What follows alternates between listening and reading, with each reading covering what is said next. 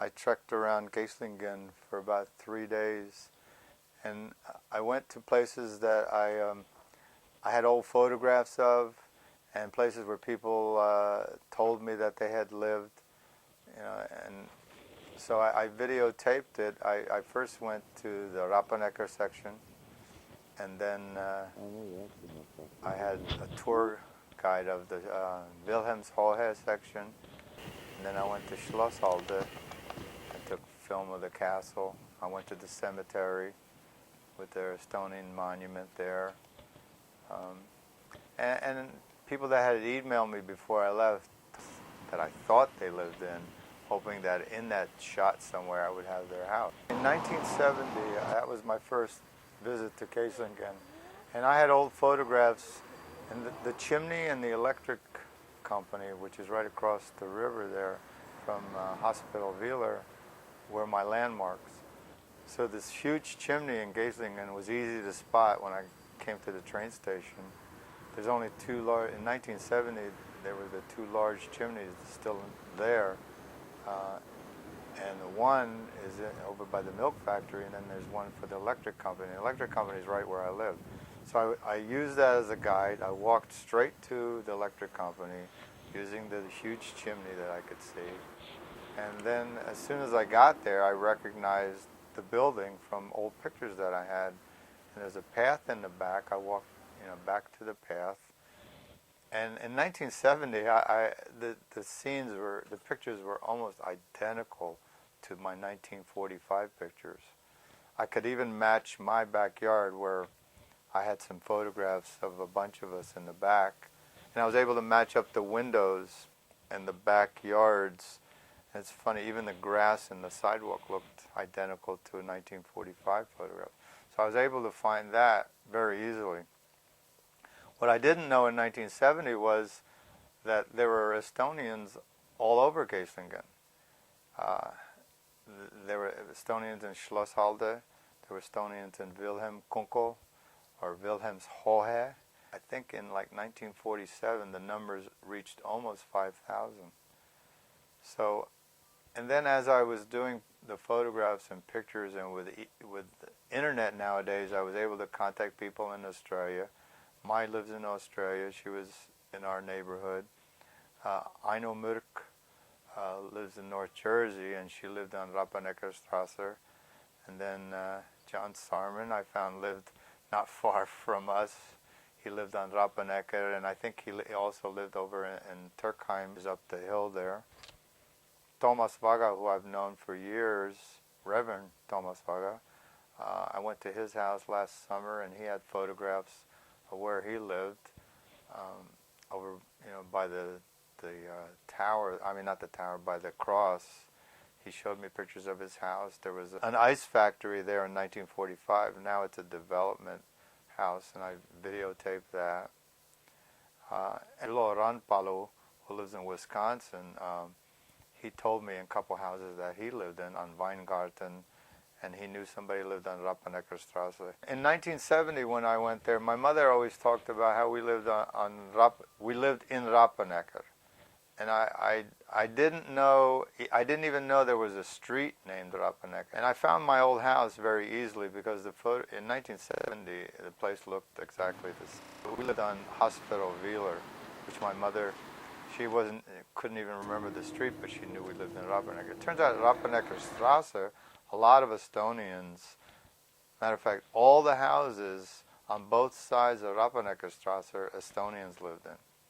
And it went a little bit further in that area. There were some Estonians lived on Weingarten, which is the next street that runs parallel. Another large group lived in Wilhelmskonko, or Wilhelmshohe, which the Germans pronounce it that way, Hohe.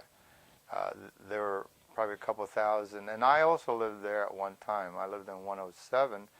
A student was going to do a paper on how the Germans felt about the Estonians, and I found out from talking to some Germans there, and there's an Estonian family, two Estonian families that still live there. They never left, and they were telling me that the Germans actually disliked the Estonians, and they didn't have very kind words about how the Estonians destroyed their homes, pushed them out, and because there were large families lived in their apartments, they kind of ruined things. And so the older Germans that lived there really were not happy with the Estonians. And so Annele told me her experiences. Her mother stayed in Geislingen, and she went to school there. So she's half German, half Estonian. She said some of the teachers, when they found out, and she was born in 1950, when the teachers found out that she was Estonian, they gave her a hard time because they didn't like Estonians at all. They thought we were like gypsies. The papers and documents that I've seen over the years, there were about 100 DP camps located in Germany, in the French, British, and English, American sector. And what happened was there seemed to be a push to move most of the displaced persons into the American sector. And from maps in a couple books that I've seen, a lot of Estonians came from the different DP camps. They were sent to Geislingen. So from 1945 to about 1949, the people on these other camps were transferred to Geislingen, and the numbers, Geislingen became the largest DP camp in like 1947 or maybe 1949. The numbers reached, from what I've seen, almost 5,000 Estonians. And probably because this was the American sector, and I don't know, Americans seem to treat, I guess, displaced persons much better than the other. I don't know of very many people that I've talked to that lived in the French sections, but I did meet some people that were in DP camps in the British zone. I have a feeling the French didn't really. Well, they had the northern part of Germany. The northern section was the French zone. The next was the British, and the American sector was on the bottom, that Bavaria area where Geislingen is located. So, I think 1948, when the largest amount of Estonians lived there. And in 1949,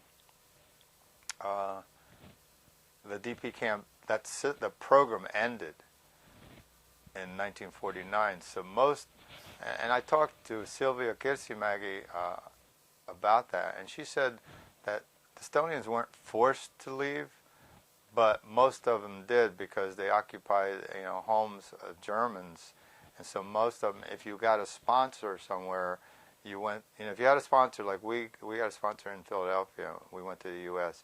And from what my mother told me, if you didn't have a sponsor, you were shipped to Australia. And a few Estonians actually stayed in Geislingen, and I met one of them, Annele and her mother, and a guy, I have it on tape, Yuri, he's still there. I interviewed the mother, and they stayed there, and Annele, married a German.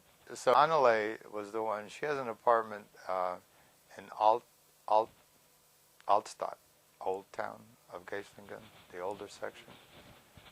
And she's the one for 2 days took me around. Ja, ütle su nimi. Jüri Kultmaa. Ja sina sündisid Mina sündisin Tartus Mäksa-vallas 1941. aastal. Ja siis sa tulid Geislingeni ja... Vanematega, jah. Kui... Mitte täitsa otse Geislingeni, aga siia jõudsime. Ja siia jäin.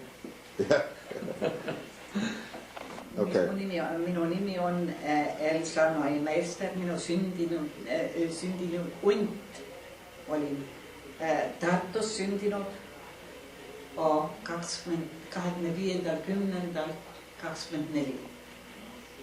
Ja Saksamaale ma tulin septembrikuul, 22. septembril tulime Tallinnast ära ja viimasel ajal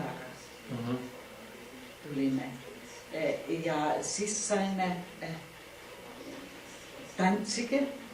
Danzigist saime Berliini, Berliinist tulime Nördlingeni ja Nördlingenist läksime tõesti veel Sudetenlandi. Olime Eegleris ja Aussigis ja siis olime Brautenaus ja Brautenaus põgenesime veel ise ära, me vaatasime, kui venelane tuli ikka, kust kohast venelane tuleb.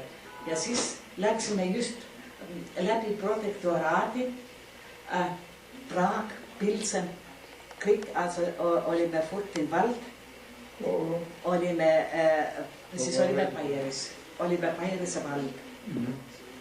Ja Baierise valdis siis tulid ameeriklased, siis läksime tõesti isegi Münchenis oli see Freimann kasõme, seal oli 13 000, seal oli kõik terve see natsionaal, seal oli poolakased, need olid kõik need põgenikud, sõjapõgenikud olid seal, lätlased. Ja siis oli Bayreuth, olime Bayreuthes, seal oli ka, olid lätlased, leedulased ja eestlased. Seal oli ka, jah, üle 6000 olime. Ja see likvideeriti seal ära, see oli 49. aastal ja tulime siis Geislingenisse. Ja niiviisi elämä Geislingenis praeguseni. Ja kus sa elasid Geislingenis? Rappenekas? Ei, minä elasin Schlosshaldes ja 49. aastal likvideeriti terve se Schlosshalde ära. Ja siis olin Wilhelmshöö. Ja Wilhelmshööst mä õppisin oma meest tundma.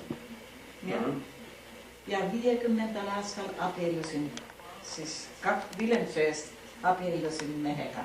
Ja siis olimme, Kantstraße, privaat elasime. Saksa kodanik, Saksa keelik. Ja minä olin siis, ja tõesti, ja minä sain kohe automaatselt, kun mä abiellusin, sain ka Saksa kodakonduse. No se oli siis automaatselt? Ei, nyt ei tehdä. Mitä tookord? Ja tookord oli se, ja kõigile meil oli üllätus see. Mees mõtles, et mina pean ekstra seda tegema ja oli midagi valimine oli ja tuli minule ka valimises ja mees küsis, ütles, et oi, et temal on Saksa kodakondsus. Nii et, aga see oli, paar kuud veel oli ja siis pidid kõik veel ekstra sisse andma kodakondsuse. Ja niiviisi me oleme siis võitlenud siin oma elu. Ja minä ütlen niiviisi, me oleme väga, kuidas ütelda, minä ei ole kunagi vaene tundnud ennast. Minä ei ole kunagi ennast vaesena tundnud. Ma olen oma, nii et venelaste eest olen põgenenud ja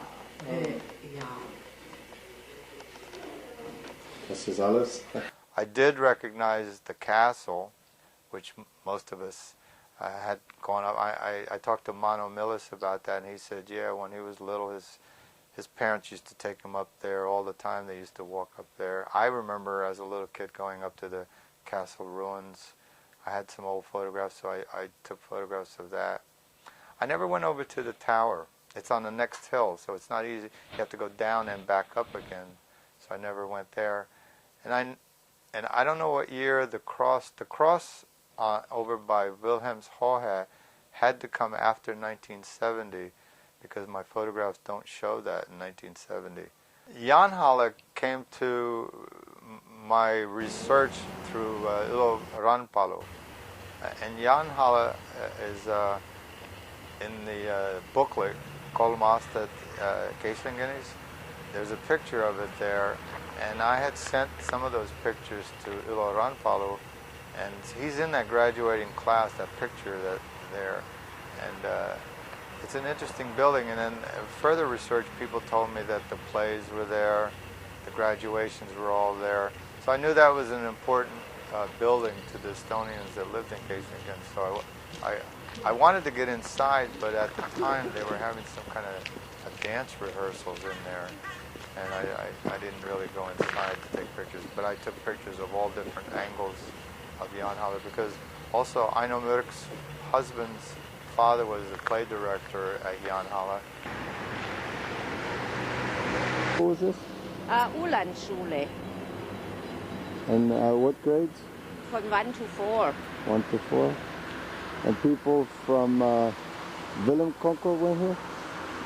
A large school in town, I was told by the kids that attended there and Annele that everybody went there. There were kindergartens all over the place. Like each section had their own little kindergartens, but I think once you reach first grade, all the students went to that big school. And we all, I think everybody, it stands out in Geislingen because it's a 3-story building and it's orange now. I don't know what color it was back then, but it stands out. So I took pictures of it just because it just looked interesting, and I found out later that it was the school, so I did videotape it. But I was told all Estonians went there unless you were still in kindergarten or preschool. Then there was one in Schlosshalde that I have pictures of, and there's one in Rappanecker, because John Saarmann's in a couple of those pictures, and Mano Millis, and a couple other people that were able, somebody identified them. So somebody requested that I videotape or take pictures of where the jail was. So Annele showed me where it was. The jail is gone, but there was a wall there where the jail existed. It's across the street from the grammar school and next to the museum in Geislingen. I'm guessing whoever, I don't recall who asked me that, but they probably spent some time in jail. I had some photographs of where the old milk factory was, and Britt talked about how they used to go to the milk factory, which kind of got me thinking. I remember too having a little canister, a metal canister, and going to get milk, and I had forgotten about it until Britt brought it up that they used to walk a block. He lived over there in Hospital Wheeler also, and we would all go to the milk factory and bring back milk. Then, if you keep walking past the milk factory, I guess you're heading east. You follow the river, and if you cross the river, you come to the clinic. It's about a mile walk, but you can go straight from where Britt and I lived on Hospital Wheeler and take that street. Well, actually, it's Weingarten, which runs parallel with Rappaneckerstrasse also. So if you follow that street, and it was another interesting thing, there's a factory there called Ulo. So I took pictures of that, and there's a parking lot for Ulo only, that's the English translation. So I sent that to Ulo Ranpalo, and we have a parking lot in Geislingen named after us. If you were born in Geislingen, that's the hospital you were born in. I talked to Eric Revolt, he was born in Geislingen, and he was born in that clinic. And I think John Saarmann's little sister was born in that hospital. And I actually spent a little time in the emergency room myself. I remember I hurt my arm, and my mother took me there. And I have an old photograph of John Saarmann and his mother, I guess his little baby sister, in the carriage, and they're walking down. I found the spot because there's a building right there that has a kind of octagon roof, and it matches perfectly with that old photograph.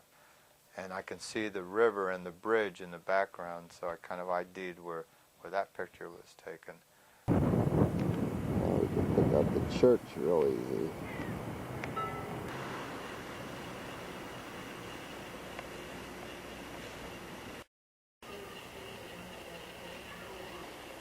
The other thing was I saw from the booklet, Kolmastad in Geislingen, the lair was at the church, the big church that's in town. That I was able to, and because Thomas, the Reverend Thomas Vaga also has a lot of memories, I thought, well, being that he's a reverend, he might want to see some shots of that church. So I actually, when they opened up, I asked the lady if I could go inside. So I went inside the large church that's in town and took video from the inside, because I noticed in the booklet there's a lot of photographs of the inside of that church. And ironically, in 1970 when I was there, I took a picture of the sundial that's on the wall. And when I got home a few years later, I noticed that one of the lair that they have, the girls walking by, that sundial is right behind in mine. So I had a picture of that which I had just took accidentally. I don't know exactly where the cemetery is, but I'm guessing that could be it right there. And Eidelberg's older brother died in Geislingen, so his name is on the Estonian monument. So I went there with a purpose too. That was the first time I've been here. I walked over here, so it's not that far. Not a long walk from downtown. Let me see if I can read some of the names. I'll get a little closer and read some of the names. Peter Mörk, Walter, Veino, Hannu, Kotas, Olga.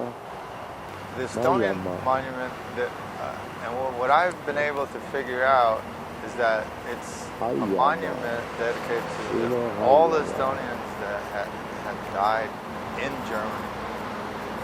Because I have in contact with Ilo Rankola, who's done a lot of history on that. A lot of the names, and I think the way it started was I asked him a question: how could that many Estonians die in 5 years in Geislingen? There's over 100 names on that monument, and he told me, because he had researched it, that not all the Estonians died in Geislingen. That he felt there was Estonians from all over Germany, and some were buried in that cemetery. And Annele told me only 2 people were left, because what happens in Germany is after 20 years, if you don't pay the fee of $70, they remove your grave. So, and there's a family that pays Annele to take care of the cemetery and pays the fee. So their gravesite is still there, but most Estonians that were buried there have been removed. Geislingen is where my memories really start. I came to Geislingen I was born in June 1944. We came to Geislingen in 1945. So I don't really, I was born in Tartu. My mother says we happened to catch the last train out of Tartu to I think we went to Tallinn, and we got a ship at night. And from there, it's kind of foggy where we actually went, because there was a lot of ships were torpedoed and bombed. My mother tells me we came into Germany, but there was a lot of bombing going on, so we actually went back a little bit. We went through Czechoslovakia. So from what my mother tells me, we zigzagged around Czechoslovakia. We never really went into Poland, but we came into Germany, but to avoid, the Americans were bombing the heck out of northern Germany. So we kind of went back and forth to avoid the bombing at that time. And we spent some time in Czechoslovakia. We came into Germany. My mother doesn't recall some of the towns in Germany we were in, but that she does remember that we were in other towns before Geislingen. Well, in 1945, we came into Geislingen. And we lived in, and my mother always said Wilhelm Konkel. And for the longest time I said, that's not how you pronounce it. There is no Wilhelm Konkel. This year I discovered that that's how the Estonians pronounce Wilhelm's Hohe. We lived there, my mother said we lived there for a couple months, and she met my stepfather there. Jacob lived there for a while. He worked for the U.S. Army. He was into photography. That's why I think I have so many old photographs of Geislingen, because in the Army, that's what he did. He was their photographer, worked in the darkroom. And I think even some of the pictures, the photographs that my mother-son has, Jacob took those pictures, because when she showed me them, I said, I have those pictures too. And they were taken by Jacob. So, I don't know, I guess Estonians were, were into sports, because I see photographs of all kinds of track events and sporting events.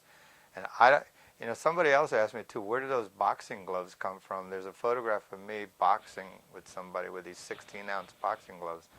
I really don't, I was 3 years old. I don't know how with the setup, but that's me. And somebody ID'd who I was boxing with. Thomas Saar is in the background, And Ulo Valdor is in the background. They lived in our apartment, and Ulo's sister, older sister, I think she pronounces her name Seem Valdor, is also in that photograph, and TU. So we were able to, in that group of kids, identify people. Jacob took the picture, but how he set that up with me with boxing gloves, I don't know.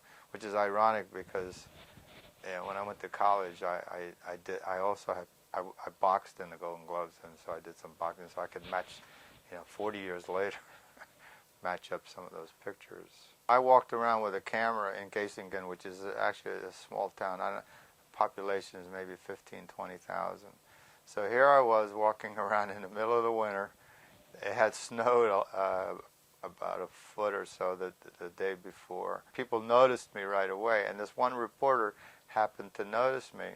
So Annele got a call the second day I was there that there was a reporter that wanted to interview me. And I said I would be happy to, have an interview. So I met the reporter at Annele's apartment, and she asked me the typical questions, why. And it's interesting. She asked me how I was able to find, where I lived in 1945, and I said that was easy.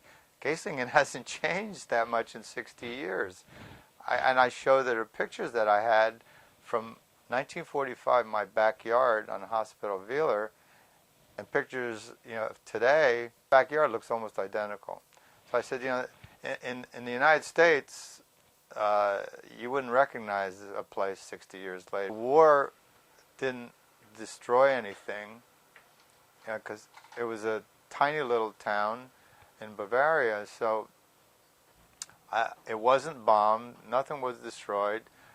Interesting information was Annele told me that the factory that produces silverware actually produced weapons for the German army, and they buried them in that hill there over by the school. That's why there's no houses developed on that hill. And that's another way I could identify where like Thomas Vaga lived, because that hill looks exactly the same as it did in the 1945 photograph that he showed me. I'm pretty bold as far as when I went to take my photographs, and one of the missions I had, Aino Mirk, at one point, we've been emailing back and forth trying to find out exactly where she lived. All her photographs that she had were from the back of her house on Rappaneckerstrasse, and she had gone there in 1980 and took a photograph of the front. But then once I got involved with her as far as finding her house, we discovered that the house she had taken a picture of was 23 Rappaneckerstrasse, and all her letters were 123 Rappaneckerstrasse, so the numbers didn't match. And we both got confused of where she actually lived. I was trying to, from my photographs, to match the back of her house, because that's all I had from her. She had about 10 photographs, but they were all in the back of her house, of her mom, the family next door. And so I couldn't match the front pictures because most of them were from the back. So I was videotaping the Rappaneckerstrasse, the front. And the lady that lived there actually was outside, and I asked her if I could, in my broken German, if I could film in the back of her house. She got very nasty and just said no, and she just ran into the house. So I kept on videotaping, but I walked.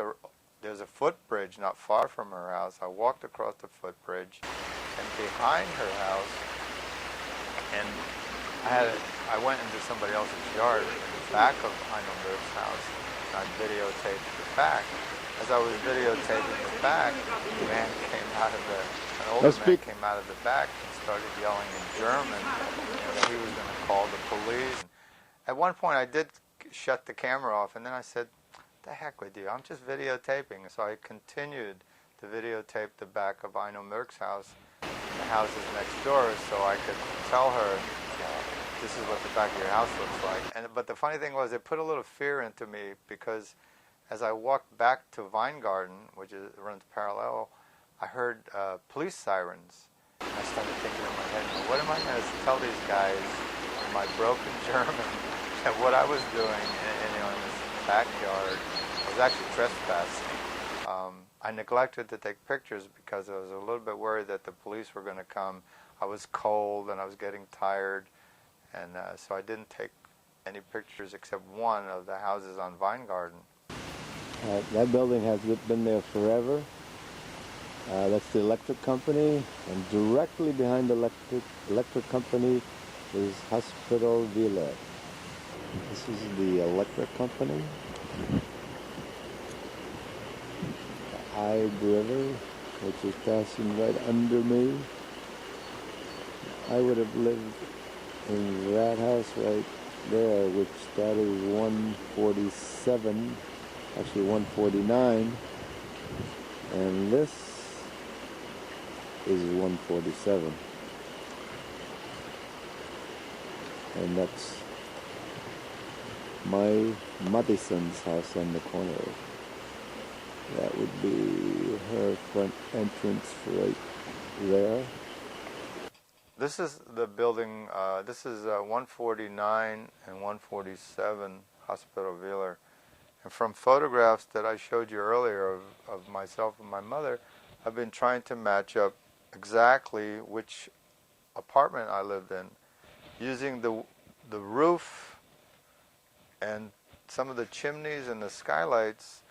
I've come, and unless they've changed the gutters on me, the pipes that are going down, I was able to pinpoint that I lived right in this section here. The backyard, from photographs in 1945, that this hasn't changed much. From this photograph, I was able to find the back of my old house. That's me, my mother, Mai's mother, and Mai. I lived on the 3rd floor. My mother tells me there were people that actually lived in the attic of that building also. And they would go through our apartment to get there. And it's interesting, my mother said that we had to go through Linda Saar's apartment to get to our apartment. Because I think the buildings were just divided up into like several families. They were probably one apartment, but then 3 or 4 Estonian families lived there. So we used the common kitchen, and we had a blanket in between to divide some of the rooms up. But people had to pass through our apartment to get to the 3rd floor. I used these photographs to try to match up where I lived and where John Saarmann lived. And originally, because this is a picture of John Saarmann's mother, and this is a picture of my mother and her friend, the back porch looked identical, and I thought originally that John Saarmann lived in the same building I did. But then, as I said before, I used the reference of that hill with the stone and which reminds me of Texas, is in the background. And because that's in the background, I realized that John couldn't have lived in the same building that I lived in, because the back of our building faced the electric company. So I figured, and I did find a house that John lived in, which I still think he lives in there, but I'm thrown off by one building because the way it sits, I can't figure that out. But I believe he lived on Rappanecker. Here's an interesting picture that I found. This is Rappanecker and this is a picture that John Saarmann gave me of his little sister and his cousin. And using the hill again and the line of the roof, I was able to match up exactly where that photograph was taken on Rappaneckerstrasse. I did that with several other photographs too, matching the roof line, some windows, and usually there's always a hill in the background that I was able to use as a match. The back, the gate, Geislingen, and just the corner of Mano's house. This photograph, you'll see Priit Vesiland and Arne Vesiland. This is probably taken somewhere on Rappaneckerstrasse, or it could be around the corner on Hospital Villa. Not sure who the other people is, but this is a Vesiland and this is a Vesiland. This is taken on Rappaneckerstrasse. This is my Madison. This This is taken on Vine Garden. This building, from the number and using the map, I was able to match up. This is the house on the corner of Vine Garden. And this is my and her mother. Geislingen has two train stations. There's the first one that's near Rappenecker. That's Geislingen, I think it's Geislingen West or Geislingen East. That's just a train stop. And then there's the main train station. But off those tracks is another, just a work track that goes to the electric company. But the reason I follow those tracks is because Britt and Britt and his brother and sister, they lived there right behind the railroad tracks. And they talked about, Madison talked about the railroad tracks, the second railroad tracks. And in 1970, I didn't remember those tracks. I was like, I don't remember any railroad tracks going to the electric company. But sure enough, they were there. So I followed the tracks, and I thought it was kind of interesting that on the tracks was a swastika. And then if you follow my video, you'll see I come up to the river, the Ibe River, and I'm on the little railroad bridge there. I don't think, it doesn't look like the tracks are used anymore. It takes me in the back of everybody's houses. I was trespassing again, but the electric company, I went on their property. And I was questioned why I was there by one of the workers. He said, "What are you doing? This is private property." I said, "I just want to take video of the building." I guess he knew. He probably thought I was an American because my German's not that good. I said, "I'm just taking video, of that building." And he said, "Oh, go ahead." So I have some unique shots from the other side of the river.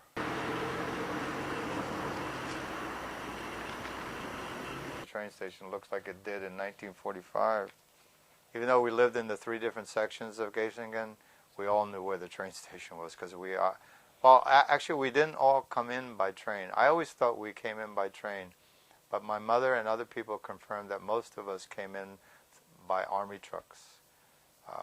And there are some photographs that show people coming in, on these army transport trucks.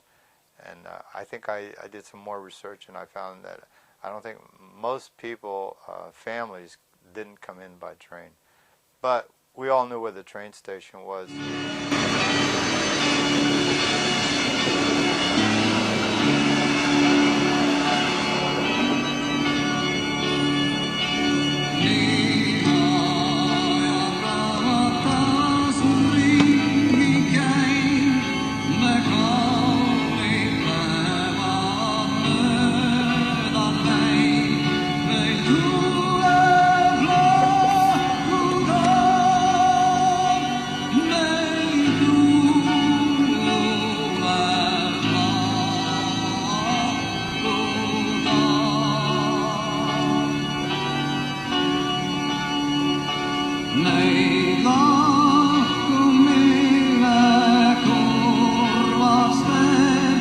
Ja